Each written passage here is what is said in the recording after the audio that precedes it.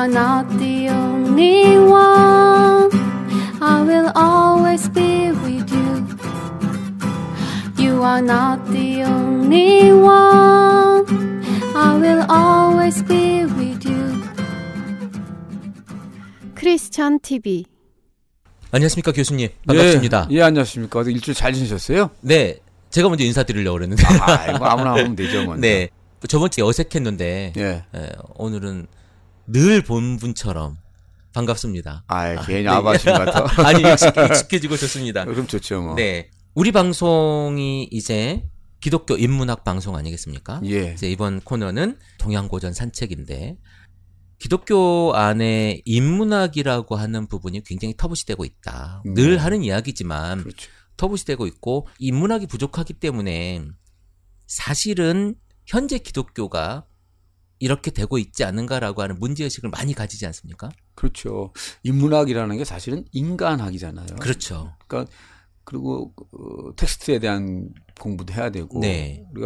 우리의 가장 중요한 성경의 텍스트에 대한 이해 없이 기독교가 얘기하는 인간이 뭔가를 생각할 수 없죠. 네네. 그래서 우리가 인문학적인 접근을 해서 정말 기독교인으로 살아갈 기독교 신앙인으로서 네네. 하나님의 자녀로서 살아가는 기독교인으로서 인간이 뭔가에 대한 접근을 했을 때 네네. 세상에서 좀 본받게 되는 기독교인이 되지 않을까. 그래서 철학에 대한 테스트에 대한 이해도 그렇죠. 접근해야 되지 않겠나 하는 생각이 들어서 인문학이 필요하다고 저는 생각합니다.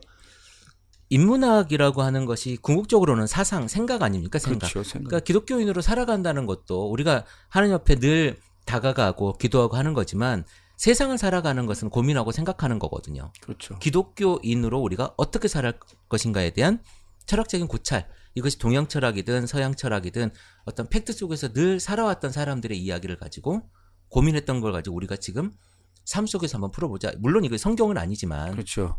성경은 아니지만 우리 삶 속에서 고민하지 않으면 기독교적인 삶조차도 고민하지 않을 수 있다라는 거거든요. 그렇죠. 왜냐하면 아까도 목사님 말씀하신 것처럼 생각이 키워드거든요. 네네. 네, 생각이 중요하다고 봅니다. 네. 그래서 오늘은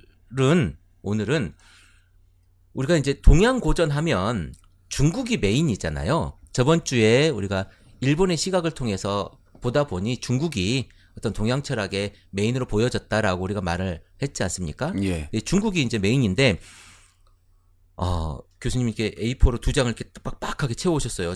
중국 이야기를 좀 해주시죠. 중국 이야기요? 네. 글쎄, 사실 이제 우리가 이제 철학사를 훑어본다고 그랬잖아요. 저번 주에. 네네. 중국의 철학하면 이제 공자부터 시작되는, 그것도 공자 대표고. 근데 저는 그것밖에 생각이 안 나요. 왜냐하면 서양 철학자 할아버지가 이제 소크라테스처럼. 네.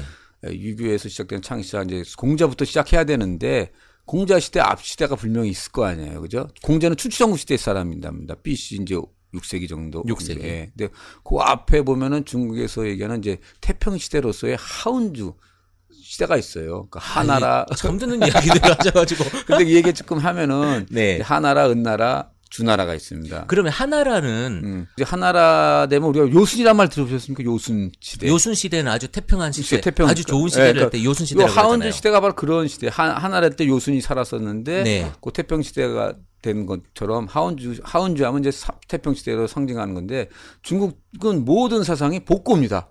그러니까 공자도 태평 시대 때 요순 시대로 돌아가고 싶은 거예요. 그 당시에는 이제 왕위 세습권이잖아요. 예. 말이 더 길어지는데. 아니, 계속 길어져도 괜찮습니다. 요 임금이 그 당시 왕위 세습권이에요. 근데 자기 아들을 보니까 왕권을 넘겨줄 수가 없어요. 너무 정치를 못할 것 같았어요. 그러면 자기가 그 당시 왕위 세습권에 따라서 자기 아들한테 왕위를 넘겨주면 가장 힘들어할 사람이 누굽니까?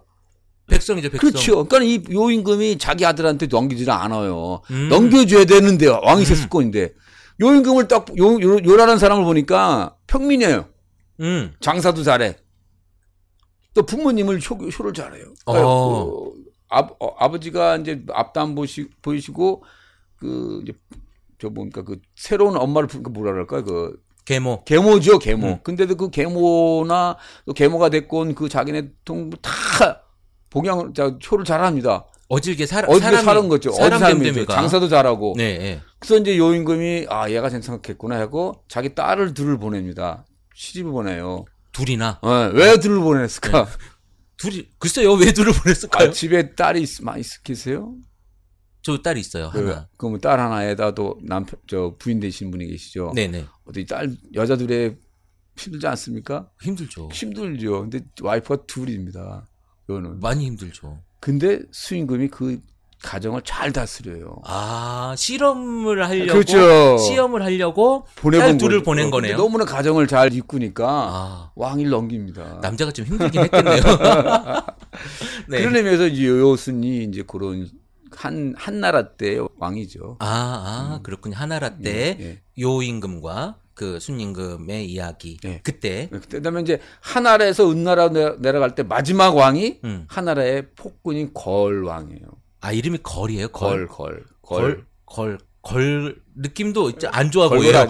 그래서 느낌도 안 좋아 보여요. 아주 폭군이고 무도해갖고 그 당시에 그 걸을 신하로 있었던 탕이라는 사람이 있었는데 탕이 걸을 죽입니다. 유교에 있어서 오륜 중에 하나가 뭡니까? 군신 유의지요. 그러니까 신하는 임금을 받들어야 돼요. 그렇죠. 근데 탕이 걸을 죽여요. 너무 폭군이니까. 그럼 누가 또 힘들어집니까?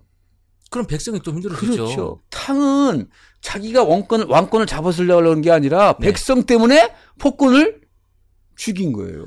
백성을 위해서 쿠데타를 일으킨 거군요. 그렇죠. 그러니까 그게 역사에 남아요. 인정이 됩니다. 인정이 돼요. 그렇지. 그게 또. 그러니까 명분이 있는 거네요. 명분이 있는 거지. 자기 사사로운 이익 때문이 아니라 백성이 걸 때문에 힘들어하니까. 그러니까 정권을 잡는 이유가 그렇죠. 내가 좋은 것을 먹고 좋은 것을 입기 위해서가 아니라 내 백성을 위해서. 근데 그걸 중국 역사에서 인정을 해줘요. 너는 잘했어 이렇게. 잘한 게 아니라 정당성을 주는 거죠. 그러니까 당위성이 있는 거네요. 당위성이 있는 거죠. 마찬가지로 은나라에서 주나라로 나가는 마지막 왕도 폭군 주입니다. 그다음 걸주한 폭군의 대명사예요. 근데 주를 모셨던 문무라고 하는 부자가 중에서 무라고 하는 사람이 주를 죽여요. 또 그것도 또 역사에 남아요. 인정이 된다는 인정이 되는 거죠. 그러니까 백성을 위한 어떤 그 쿠데타나 주군을 죽이는 것은 일단 인정이 안 되는 것이지만 그건 백성을 위한 것이라면 인정이 됐다. 걸주를 죽인 거나 예수님이 안식인 날 안식일을 지키는 것이 선하지만은 그죠? 네네. 그 선한 것을 안식일을 깼지만은 뭐 때문에 생명 때문에. 그러니까 명분이 있다. 명분이 있으면 우리도 그런 명분을 가지고 뭘 해야 되겠어요. 그렇죠. 근데 그 명분을 항상 깰 수는 없죠. 항상 깰 수는 없죠. 그렇죠. 그러니까 오늘 어제 그 우리 목사님 말씀하는데 빌리 기도함한테 어떤 사람이 어때요? 안식인 날 소가 물에 빠졌는데 어떻게 할까 했더니 빌리그램이 구해야 되죠. 근데 말씀하셨답니다. 매일매일 안식인 날 물에 빠진 소는 쓸데없으니까 버리라. 마찬가지로 매주 빠지는 소는 우리도 마찬가지로 매번 규범을 깰 수는 없죠. 그렇죠. 네네. 중국 얘기 다시 하시죠. 예. 딴 얘기로 자꾸 가보네요. 이게 중요한 얘기입니다. 그럼요. 중요한 얘기. 그러니까 아주 중요한 그러니까 법을 유지하고 지키고 무언가를 행위하기 위한 기본은 태평이다. 그러니까 백성을 위한 태평을 기본으로 모든 일이 이루어졌고 설령 법이나 윤리를 깨는 행위가 있을지라도 백성을 위한 대의를 위한 거였다면 오케이가 됐다라는 말씀인 거잖아요. 그러나 한 번이지 매번 가는 데는 안 되네. 매번 빠지는 손은 버려야죠. 마치 그런 얘기입니다. 하여튼간에 하연주 시대가 지나면은 주나라가 되면은 이제 도읍을 바꾸면서 서주, 동주로 나눠게 됩니다. 그래서 동주 시대가 되면 이제 춘추 우리가 알고 있는 춘추 전국 시대로 나눠지게 돼요. 그래서 춘추 전국 시대가 이제 BC 11세기부터 거의 400년까지 중국을 지배해오게 됩니다. 그러면서 주나라를 이제 지탱했던 봉건제도가 이제 무너져요. 그러면 영주들이 이제 무너지는 거네요? 영주들이 지방에서 이제 지방에 있던 영주들이 주나라 왕실이 있었을 거 아닙니까? 그 왕실에 대한 이제 반란을 일으킨 거네요. 그러니까 왕권이 무너지는 시기가 되는 거네요. 그럼 전국이 사회가 혼란해지죠. 그러면서 이제 이제 평민 출신의 지적인 에리트들이 이제 들고 일어납니다. 제갈공명 같은 사람이겠네요. 그런 사람들이 제갈공명 같은 사람. 그렇죠. 그런 사람이 나타나는 거죠. 그러면서 주나라 말게 되면은 사상적인 르네상스가 사회가 혼란함에도 불구하고 사상적인 르네상스가 이루어지면서 새로운 사상가들이 막 나타납니다. 동네 똑똑한 사람들이 이제 막 왕탄탄한 거죠. 나타나는 거죠. 네. 그게 이제 제가백가라고 하는 시대가 되는 거예요. 아, 이게 우리 윤리 시간에 배웠던 이름들이 지금 다 다시 듣게 그렇죠. 되는 거예요. 춘추전국, 제가백가, 네. 예. 그래서 이제 사기를 쓴 사마천이 있지 않습니까? 네네, 사마천에 의하면은 그 당시 시대를 이제 6사람 대표적인 학파를 얘기해요. 음양가, 유가, 묵가, 법가, 명가, 도가들. 여기서 들어본 사람 있어요. 뭐요? 묵가나 법가, 도가는 들어봤어요. 그렇죠. 이제 명가 이런 사람 못 들어. 논리학자들인데 그 나중에 이제 얘기하게 되면 하는 거고. 가가 붙으면 학파를 얘기합니다. 학파 이야기. 학파를 얘기하는 거죠. 예. 그러니까 묵가는 묵자에서 나타난 거고, 묵자. 법가는 이제 한비자. 예. 그 유명한 한비자가 그렇죠. 법가네요. 예, 법가 시작이 된 거죠. 창시자라고. 도가하면 이제 노자하고 장자를 대표하는 거죠. 노장이라고 그러죠. 예. 노조장이라고 그러죠. 이게 도가는 노장 사상 뭐 이런 거네요. 예. 복잡해요. 너무 복잡해. 하나만 이렇게 해주면 좋은데. 예. 그럼 먼저 이제 춘추전국 시대에 보면은 유가 대표가 공자. 그렇죠. 공자. 그다음에 이제 공자가 죽고 나서 100년 있다가 맹자가 태어납니다. 그래서 우리 보통 공맹하면 그러면 공자의 제자가 맹자라고 이렇게 제자라기보다는 이제 한 달이 걸친 제자죠. 진짜 제자는 이제 뭐 거의 70명도 있어. 자사 회 뭐 이런 사람도 있고 아내도 있죠. 네. 그 당시 이제 그 밑에 있던 70명의 제자가 있고 맹자는 이제 제자 밑에니까 한참 밑에죠. 직제자는 아니죠. 그렇군요. 그러니까 제자로 이야기할 수는 없지만 영향을 받은 사람 정도로. 맹자는 공자 사상을 이제 크게 이은 어떻게 보면 공자 사상을 활성화시키고 그렇죠. 발전시켰죠. 그런 사람으로 볼 수 있겠네요. 어떻게 여기서 또 하나 얘기할 수 있는 것은 이제 유가는 성성설입니다. 성선설. 큰 주가 있는데 순자는 뭐예요? 순자 선악설이죠. 그래서 이제 큰 유가의 흐름에서 순자는 이단에서 빠져나갑니다. 이단 시대입니다. 성악설 때문에. 네. 사람은 악하다. 악하게 봤기 때문에. 그래서 이제 어떻게 보면 순자 사상이 상당히 뭐 인식론적인 것도 있는데 그 사상이 많이 이제 사장되죠. 그래서 이제 안타까운 면이 없잖아 있습니다만. 순자가 조금 더 이렇게 커질 수도 있었는데. 그렇죠. 그런 사상 때문에. 이단 시대죠. 여기에서도 이제 이단이고 이렇게 좀 비주류면 이렇게 쫓아내고 잘라내고 이런 게 있었네요. 그 다음에는 이제 맹자와 같은 시대 때 묵자라는 사람이 나타나는데 묵자하면 생각나는 이제 겸해사상입니다. 겸해사상. 겸해라는 것은 이제 우리가 기독교의 박애라고 박애죠. 박애는 뭡니까? 두루두루 다 사랑하고 아끼고 뭐 다 오케이 해주고. 겸해도 마찬가지입니다. 겸해도 자기 아버지 사랑하는 것이 똑같이 타인의 아버지도 사랑하라는 얘기예요.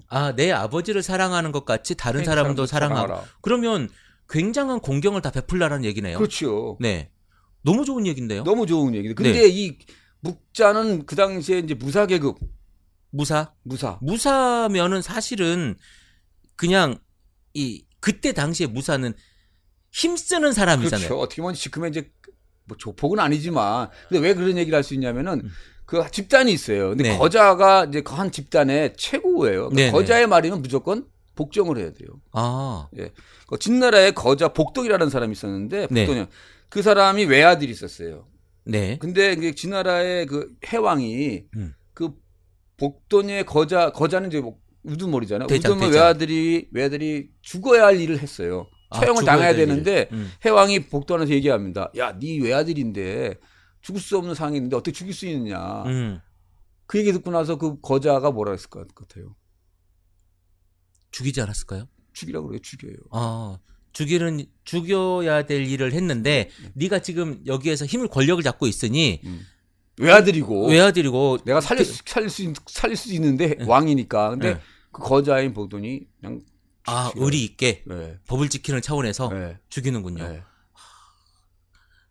참 이걸 멋있다고 해야 돼요? 아니면은 어떻게 이야기해야 됩니까? 그러니까 거자가 그 집단의 최고봉이 불 속에 들어가려면 들어가는 사람들이에요, 이 묵자. 그런 사상 속에서 어떻게 보면 우리가 이제 그 족복들이 보면 으쌰으쌰 그러잖아요. 네, 완전 조직 문화에 무섭죠. 서로가 서로를 나눠 먹고 뭐 이런 것처럼 그런 곳에서 나오는 겸해 사상이니까 어떻게 보면은 개인의 인권은 그거하고 좀 상관없을 것 같아요. 어떻게 보면 전제주의까지 생각을 하는 거죠. 그러니까 개인의 인권은 무시가 되는 거죠.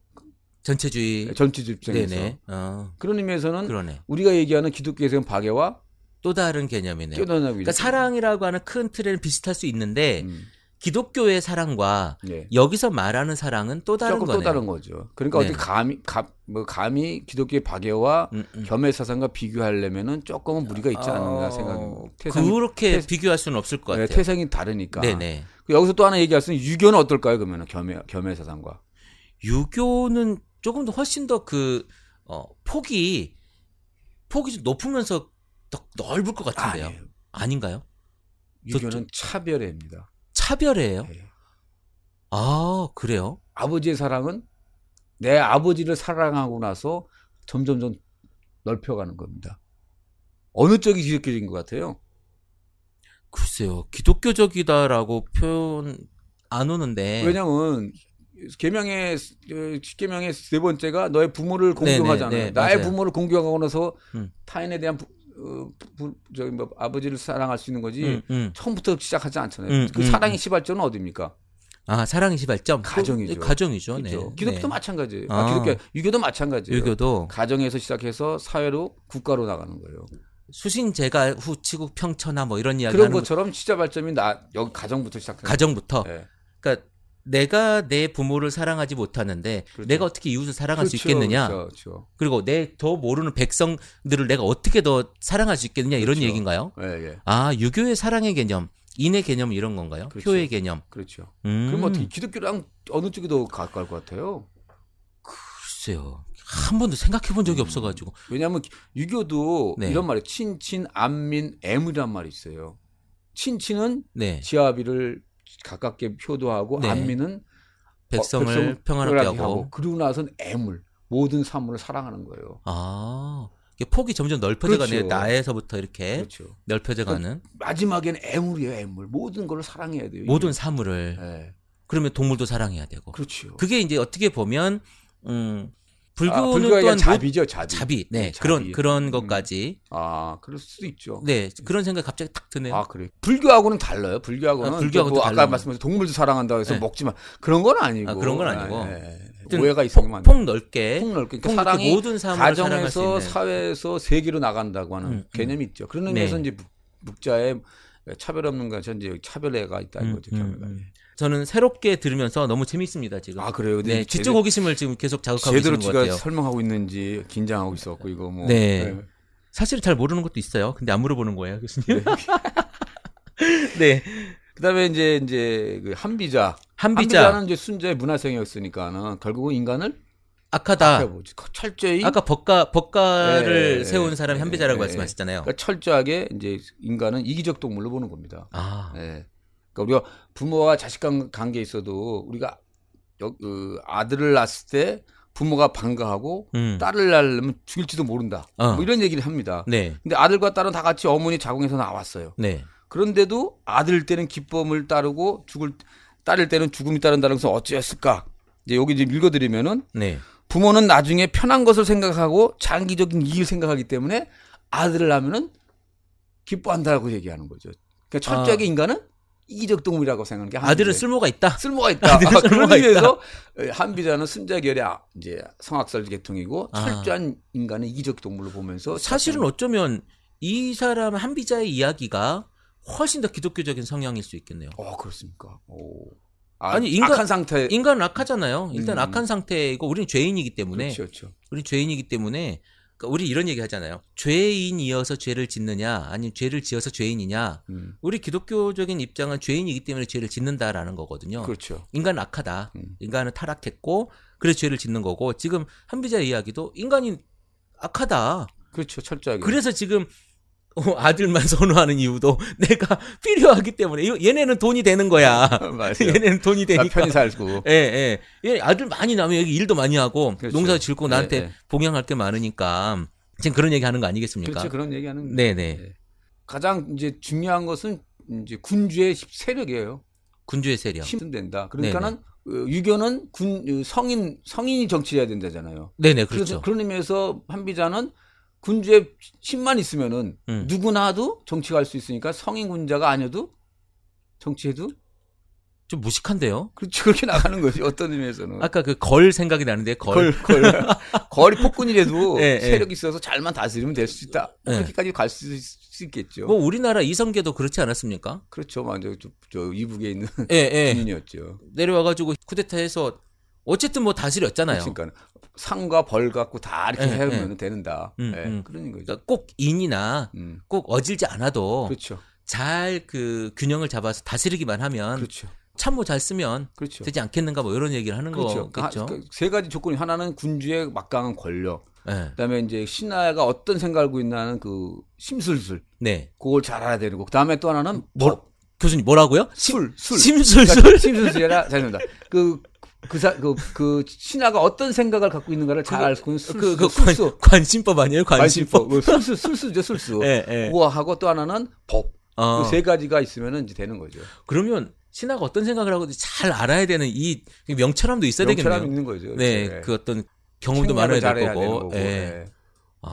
그다음에 이제 법 세 가지가 있으면 된다고 하는 게 이제 한비자의 법과 사상. 그래서 법가군요. 법이 일단 법이라고 하는 틀을 딱 만들어 놓으면 그렇죠. 거기에 맞춰서 하기만 그렇죠. 하면 누가 와도 된다. 상과 벌이라고 하는 두 가지 이제 잣대를 가지고 하면 된다는 거죠. 틀린 얘기는 아닌 것 같아요. 그렇죠. 어떤 의미에서는 뭐 지금 시스템만 잘 돼 있으면 그렇죠. 누가 있든 간에 잘 돌아가니까 어떻게 보면 마지막 시스템만 잘 들어가면 군주는 할 일이 없는 거죠. 없죠. 그런 의미에서 이제 한비자는 도가의 무의적인 생각도 들어와요. 왜냐하면 시스템이 잘 들어가고 네. 권력이 있고 술이 잘 들어가고 법이 잘 움직이면은 왕은 할 일이 어떤 의미에서는 그냥 얼굴 마담이죠. 그렇죠. 뭐. 그런 의미에서 이제 도가의 무의사상도 들어와요. 사실은 어쩌면 우리나라 지금 현대 사회도 이 시스템을 어떻게 하면 잘 만들어낼까 이 고민하는 거 아닙니까? 그렇죠. 법제적인 시스템, 그렇죠. 그다음에 복지적인 시스템, 또 경제에서 세금 걷는 시스템, 뭐 이런 것만 지금 이걸 잘하기 위해서 국회의원들이 그래서 그 300명 넘는 분들이 매번 법을 만들고, 그렇죠. 뭐 이러고 있는 거 아니에요? 법을 만들어야 뭐 미흡한 부분 또 보완하고 지금 이 작업을 하고 있는 거잖아요. 예. 근데 완벽할 수는 없겠지만 그렇죠. 지금 법가가 이야기하는 그 시스템이라고 하는 것이 지금 방금 이야기하고는 현대 사회의 이 시스템 또한 그 속에 들어가겠네요. 들어갈 수 있죠. 네네. 네. 그것만 되면 왕은 누가 돼도 상관없다. 이야, 거기까지는 무슨 거기까지는 말할 수 없어. 다시 책임이 없어요. 아 그래요? 네, 책임이 없어요. 그러니까 지금 어떤 힘과 권력 그리고 어떤 상과 벌만 가지면 그 통치를 잘할 수 있다라고 하는 이제 큰 한비자가 얘기하는 한비자 거죠. 이야기네요. 그러다 보니까 이제 진나라의 진시황이 한비자를 자기 불행히도 데리고 와서 이제 진나라를 세우게 되는 거죠. 어떻게 보면 진나라는 법치국가랄까 뭐 그렇게 되는 거겠죠. 뭐 상과 벌이 있다고 하는 것 자체가 이제 기준이 있는 법이 있다는 그렇죠. 거니까. 네. 네. 그럼 진나라가 중국 최초의 법치국가가 되겠네요. 그렇죠. 이제 왕이 이제 통일국가가 되는 거죠. 그러다가 뭐냐 20년 정도 되다가 이제 망하게 되는 거죠. 어떻게 보면 이제 정치적 크게 보면은 네.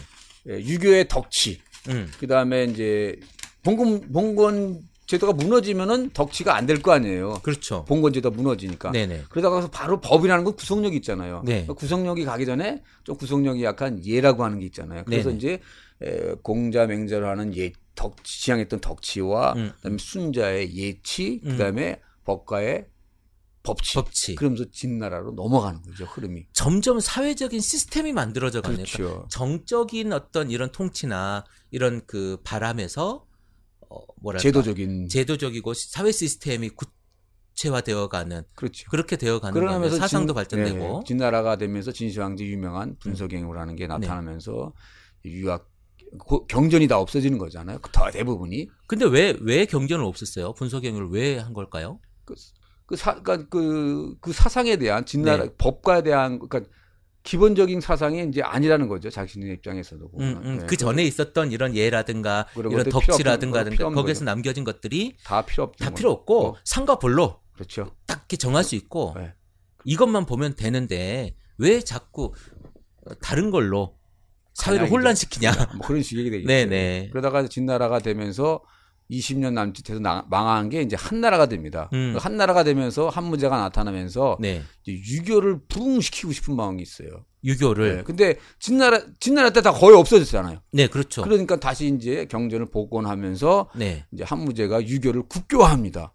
아, 유교를 국교화한다는 것은 뭡니까? 국교화한다는 건 다 그걸 따르라는 거죠. 그렇죠. 그렇게 돼서 이제 한무제 그때 이제 불행히 동준서라는 사람에 의해서 유교가 이제 다시 이제 전면으로 나타나게 되죠. 그러면서 이제 오경박사라는 말도 있어 경전을 복원하려고 하는 운동도 생기게 되는 거죠. 그러면 그 한무제가 나오기 전에는 유교가 그럼 싹 죽었겠네요. 그렇지 뭐 문서갱으로 의해서 거의 사상이 말살된 거니까. 그러니까 다시 이제 한나라 때 뭔가 사상을 부흥하고 싶은데 없잖아요. 경전이라는 게. 그러니까 네네. 이제 오경박사라는 사람 세워서 경전에 대한 연구도 시작하고 이제 그렇게 됩니다. 분수경이 다 없어진 책들을 그럼 다시 찾았단 말이에요? 찾은 게 이제 복원을 하는 거죠. 이제 복원. 먼저 다 없어진 건 아니고. 숨겨진 게 있으니까. 숨겨진 게 있으니까 찾아내는 거죠.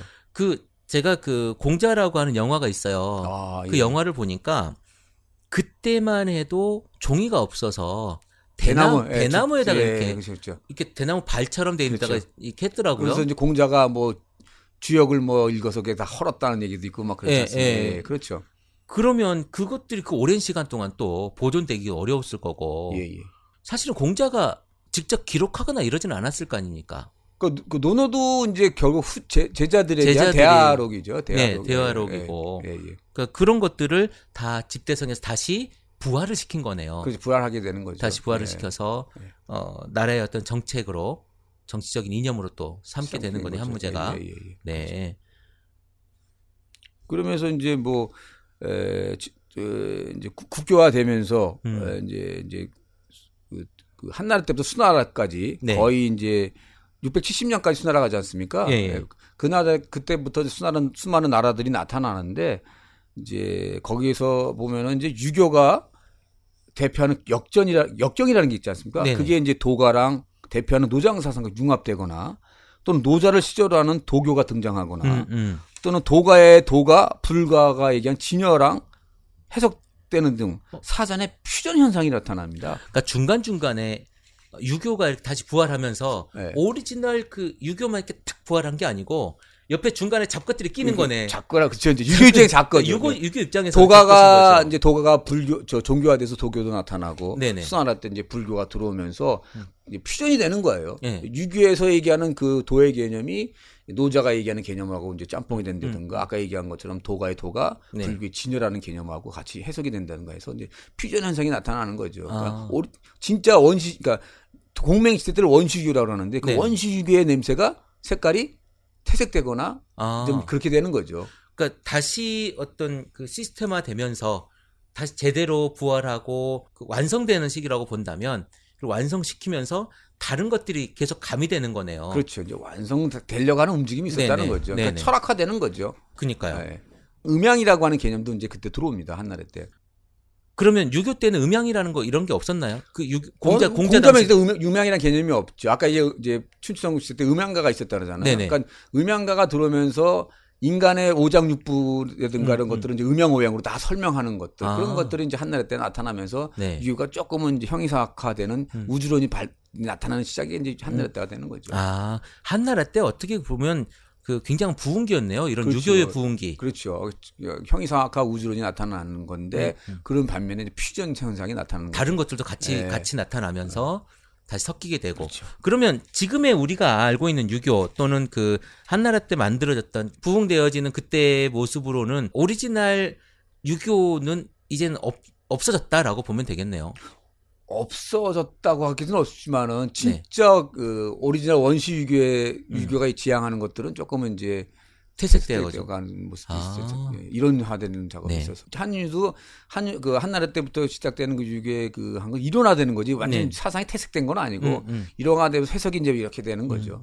한무제부터 그러니까 우리가 진나라가 기원전 206년에서 기원 220년까지잖아요. 222년부터 670년. 그러니까 수나라 때까지니까 길죠.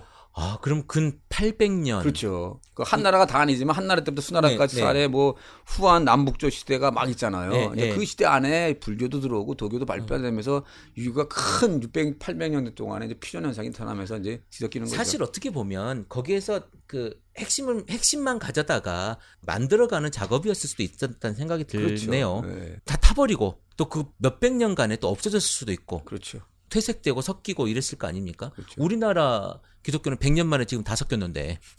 그렇죠. 그 뭐 굉장히 토착화돼 가고 있지 않습니까, 지금?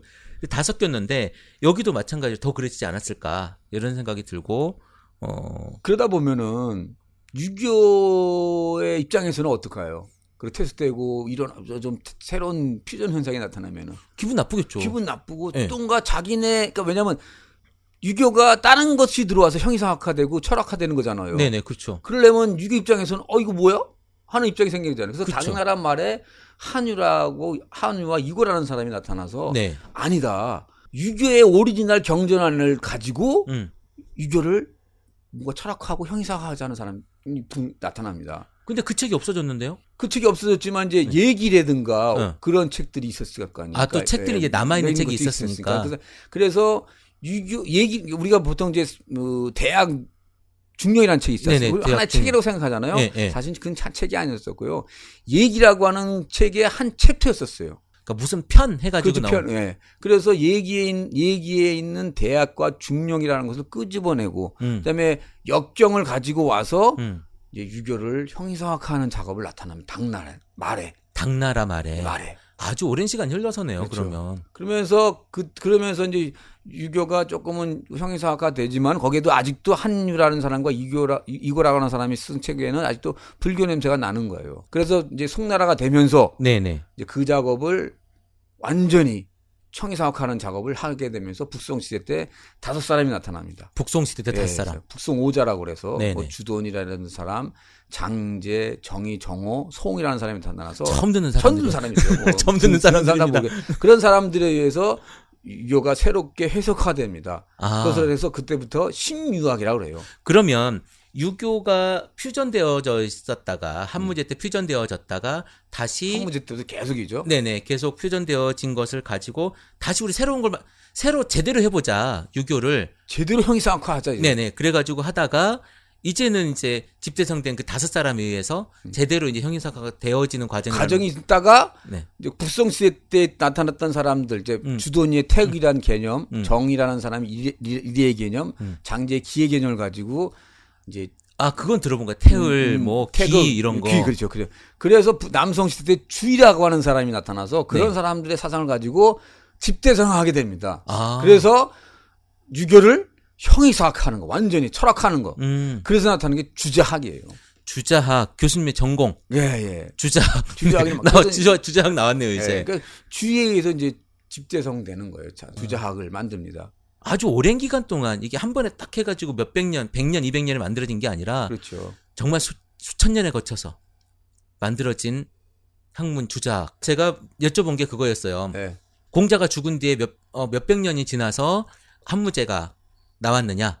그리고 거기에서 이제 시작하게 됐고 그 한무제 때 국교로 만들었다 그랬잖아요.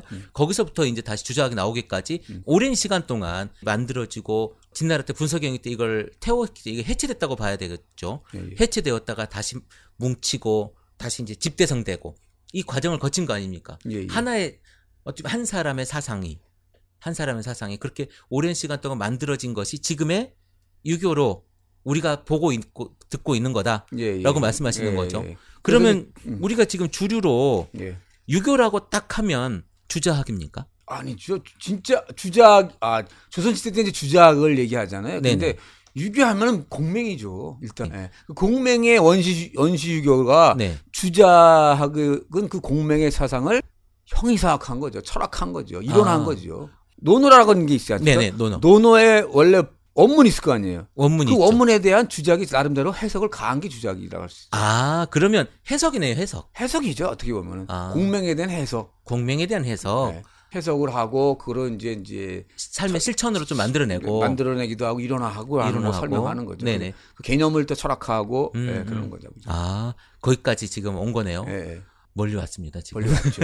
그리고 나서 이제 송나라 때 주자에서 신유학이 나타나면 그 주자뿐만 아니라 명나라 때 양명학이라고 왕순이라는 사람이 나타나서 양명학이 나타납니다. 그래서 주자학과 양명학은 좀 반대점이 있지만 합쳐서 이제 신유학이라고 하고 그러고 나서 청나라가 넘어가면은 청나라 입장에서 보면은 공맹의 원래 사상이 주자와 양명학, 신유학에 의해서 너무 일원화됐으니까 진짜 원시유학의 모습이 나타나지 않으니까 청나라 때 유학자들은 청나라 때 명나라 때 주작 신유학을 또 부정하게 됩니다. 신유학엔 주작과 양명이 다 들어가요. 아, 다 들어간. 신유학은 새로운 유학이라 그래갖고 일원화된 걸 다 새로운 신학문이 발생을 한 거네요. 신유학이 나타나는 네, 거죠. 신유학이. 이제 근래 송나라 때부터 명나라까지 네. 새로운 유학이 발생을 하고 청나라 때 사람들은 신유학, 네. 주작과 양명학이 추구했던 것들은 네. 공맹 사상에서 멀어졌다. 너무 일원화됐으니까 아니다. 우리는 다시 공맹으로 넘어가야 하기 때문에 주작과 양명학을 이제 청나라 유학자들은 고중학이라는 하나하나 문자를 이제 찾아가는 거죠. 네네. 그래서 주작과 양명학, 신유학을 이제 비판하게 되는 거죠. 그래서 나타나는 게 청나라의 고중학입니다. 고중학 다시 한 번 더 리뉴얼하게 되는 거네요. 그렇죠. 원래가 돌아가자. 원래로 돌아가. 근데 문제는 뭐냐? 한나라 또 당나라 말 때까지 퓨전적인 냄새가 났던 유학이나 네.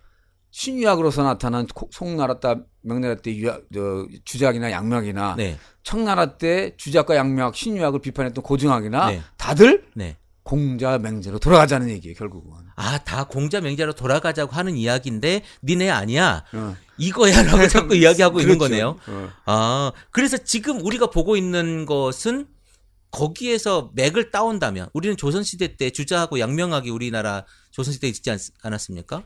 아, 주작이 들어 양명학은 거의 발달을 못하고, 왜냐하면 이태계라는 사람이 양명학은 불학이라고 그럽니다. 불교다. 숭유 억불이잖아. 숭유 억불이죠. 그러니까는 양명학을 불학으로 했으니까 양명학이 들어올 틈이 없어요. 그래서 주작이 힘을 잃었을 때 양명학이 들어오게 됩니다. 우리나라의 유교라고 우리가 지금 듣고 있는 그리고 성균관에서 지금 하고 있는 것은 주작하는 거죠. 그러니까 공자를 수상하지만 네. 이제 우리가 알고 있는 건 다 주작이라고 생각하시면 쉽게 얘기하면 그렇죠. 아직 이제 주작이 모양도 안 드러냈어요. 그렇죠? 그냥 주작 이름만 나온 거죠. 우리 교수님하고 그렇죠. 모르죠. 네, 아무것도 주작이라 해서 특별한 것보다는 거의 일원화하는 작업입니다. 특히 주작이 중요한 것은 성인 가학론이에요. 성인 가학론?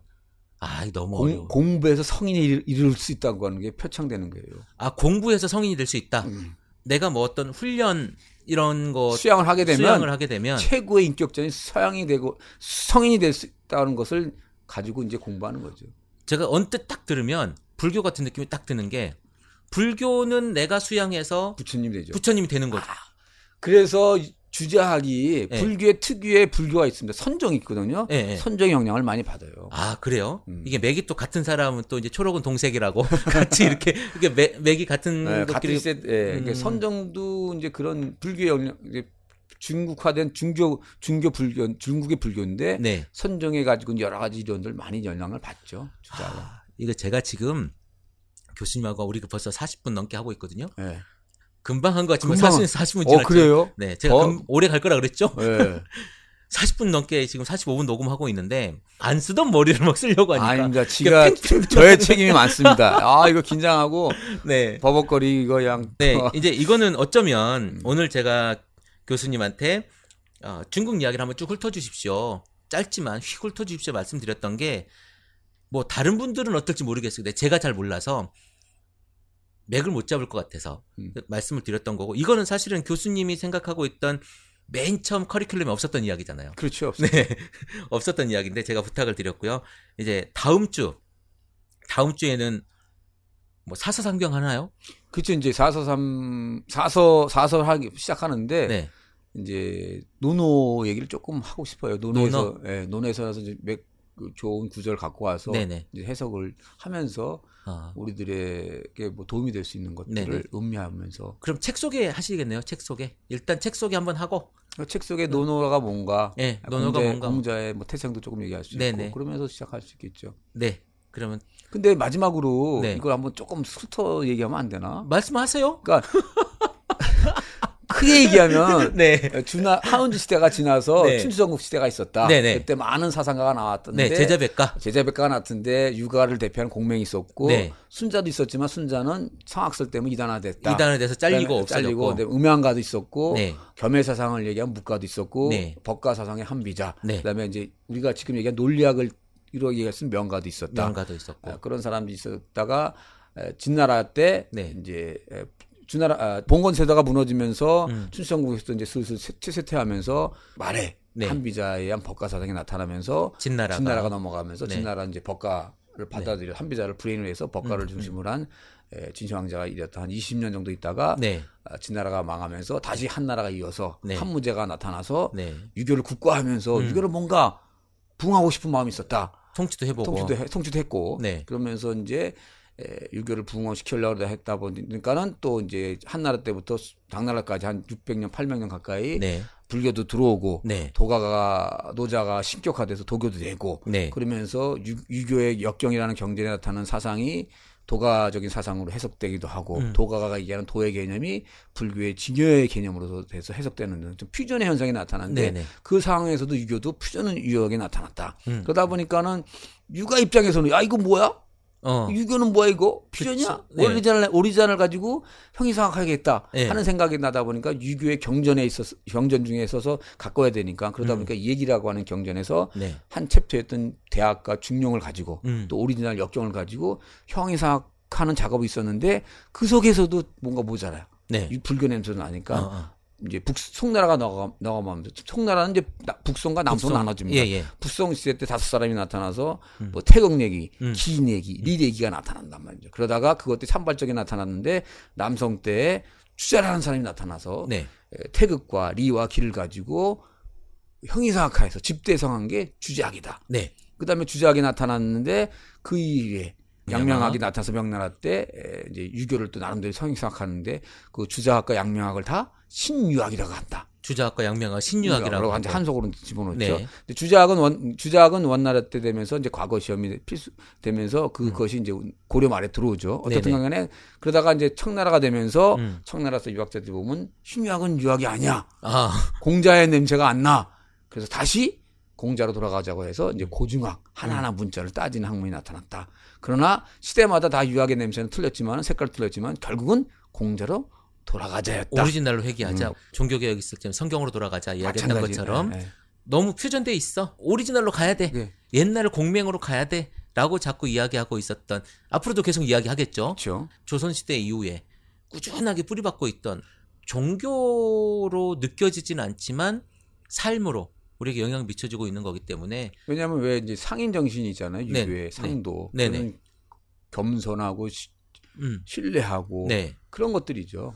그런 것들이 또 다 유교적인 그렇죠. 개념이군요. 유교 뭐 그거는 동아시아 4대 용이 다 유교를 했던 나라잖아요. 동아시아 4대 내용 중에서 경제 발달된 것은 다 유교가 들어가시다는 거죠. 거기에 뭐냐? 상도, 겸손하고 절약하고 믿음 같은 뭐 이런 것들을 가지고 이제 생각하죠. 이거 굉장히 저한테 충격적인 이야기인데요. 어떻게 보면은 선비 사상이죠. 금검하고 절약하고 신뢰하고 믿음 있는. 저는 이렇게 배웠거든요. 기독교가 들어간 나라는 다 부흥했다. 그렇게 얘기들 하죠. 네, 그렇게 이야기하는데 지금 방금 교수님은 유교가 들어간 나라는 다 동아시아에서는 용이라고 불리는 나라는 네네. 다 이제 유교. 그래서 이제 유교를 가지고 설명하는 사람도 있습니다. 그런 이론도 가능할 수 있겠네요. 가능하죠. 가능하고 또 유교가 들어간 나라는 또 실제로 또 부흥도 많이 했고. 그렇죠. 우리나라 또한 우리나라도 사도용에 들어가나요? 그래서 그 유교에 들어가죠. 그 유교의 그런 모습을 켈빈인가요? 칼빈의 겸약 그거랑 비교하기도 합니다. 그렇게 비교하기도 하고. 다음 주에 사서 중에 사서가 공자, 맹자, 그다음에 얘기에서 빼온 대학과 중용 요거를 사서라고 한다. 그렇죠. 정말 책이라고 하면 맹자하고 공자. 그렇죠. 오리지널이 진짜. 그렇게인데 나머지는 이렇게 곁책들을 빼와서 이렇게 같이 레벨을 같이 맞춘 거네요. 그렇죠. 주자가 거기다 줄을 달았어요. 사서 집주라고 해서. 근데 그게 원나라 때 과거 시험이 되거든요. 그 필수 과목이 돼요. 주석집이. 그렇죠. 그것이 1313년에서 1903년까지 거의 몇 년이고 800년을 중국의 과거 시험 필수 과목이 사서 집주예요. 주자가 줄을 단 게. 사서 집주. 그러니까 주자학이라는 게 얼마나 권위가 있겠어요. 그러면 중국의 어떤 철학적 또 학문적 사상을 세우고 있었던 큰 획이겠네요, 그게. 그리고 주자학이 조선시대 때 들어오잖아요. 500년, 600년을 또 그게. 우리나라를 또. 그렇죠. 1세가, 주자학이 조선시대 1세를 하잖아요. 그러니까 주자학이 대단한 거예요, 동아시아에. 그러니까 그것을 공부하지 않고는 어쩌면 대한민국의 사상 자체를 분석할 수가 없겠네요. 조선시대 건 안 되죠. 뭐 조선시대뿐 아니라. 100년 좀 더 지났는데, 그것을 모르고서 지금 현대를 어떻게 얘기하겠습니까? 그렇죠. 그럴 수도 있죠. 지금을 모르면 지금의 기독교 또한 우리가 그 자리에 서 있으니까 이것을 잘 만들어내고 이용할 수 있어야 기독교 또한 제대로 자리 잡을 수가 있을 것 같다는 생각이 드네요. 네. 오늘 쉬는 날인데 불러내가지고 아닙니다. 감사했습니다. 아닙니다. 감사. 시가 더 감사하죠. 애썼습니다, 교수님. 여기까지 하겠습니다. 감사합니다. 네.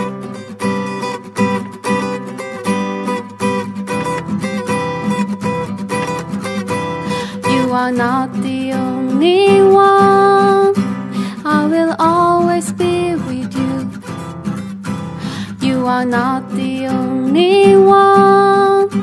I will always be with you. 크리스천 TV